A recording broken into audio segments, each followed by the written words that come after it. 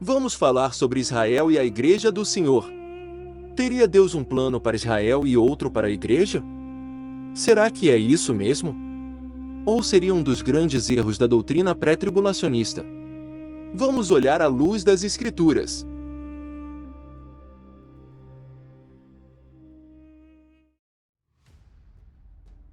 Igreja é a tradução da palavra grega eclésia, pois o grego é o idioma em que foi escrito o que chamamos de Novo Testamento. É dito que eclésia seria a soma das palavras chamar e fora. Daí a ideia de a igreja ser tirada para fora. Apesar de ser uma verdade o termo em si, significa somente reunião pública e congregação, a definição fora é porque ocorria em praças.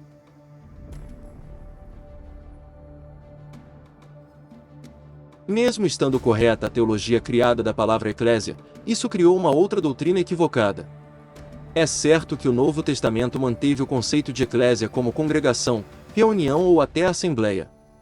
Este conceito natural sempre existiu no Antigo Testamento, de modo que se fosse traduzido para o grego, a palavra seria eclésia, igreja.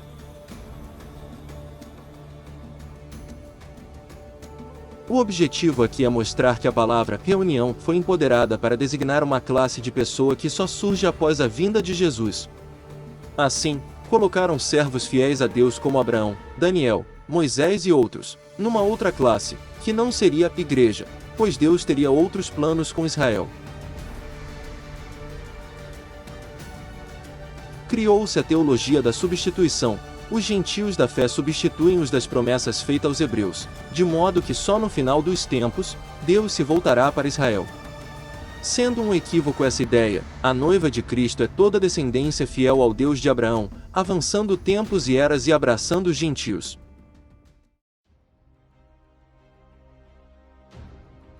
Criou-se a teologia da substituição. Os gentios da fé substituem os das promessas feitas aos hebreus, de modo que só no final dos tempos, Deus se voltará para Israel. Sendo um equívoco essa ideia, a noiva de Cristo é toda a descendência fiel ao Deus de Abraão, avançando tempos e eras e abraçando os gentios.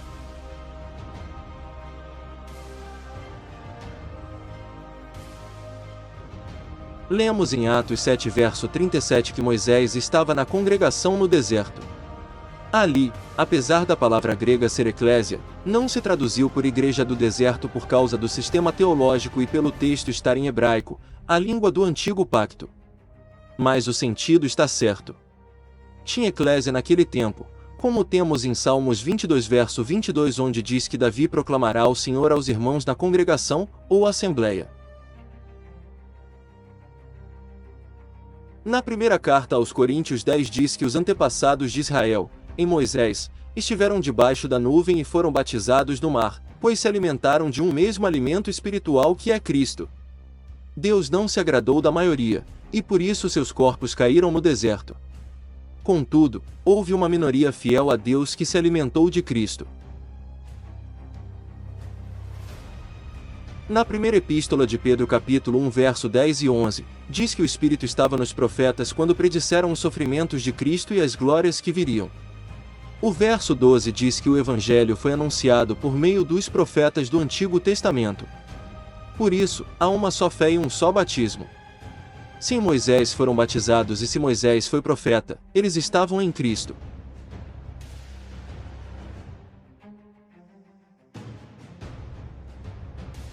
O que ocorreu foi a vinda de uma nova dispensação. Jeremias 31 verso 31 diz: Eis que dias vêm, diz o Senhor, em que farei uma aliança nova com Israel. Veja que a aliança é nova, mas o povo continua o mesmo. Pois esse próprio povo daquela época anulou a aliança com Deus. Lemos isso em Deuteronômio 31 verso 20. Em Romanos capítulo 11 diz que agora, os gentios estão sendo enxertados na oliveira, que no contexto é Israel. E dando um breve encerramento a esses pensamentos, lemos em Romanos 11 verso 1, acaso Deus rejeitou seu povo? Israel? De modo nenhum. Em toda a era da graça, Deus continua salvando judeus e gentios.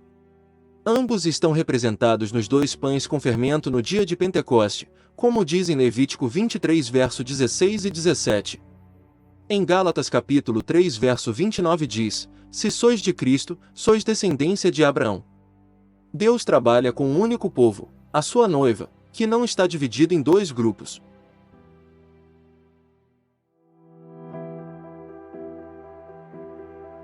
Edifique outras pessoas compartilhando essas verdades. E aproveite para se inscrever em nosso canal e deixar o like. Até um próximo vídeo!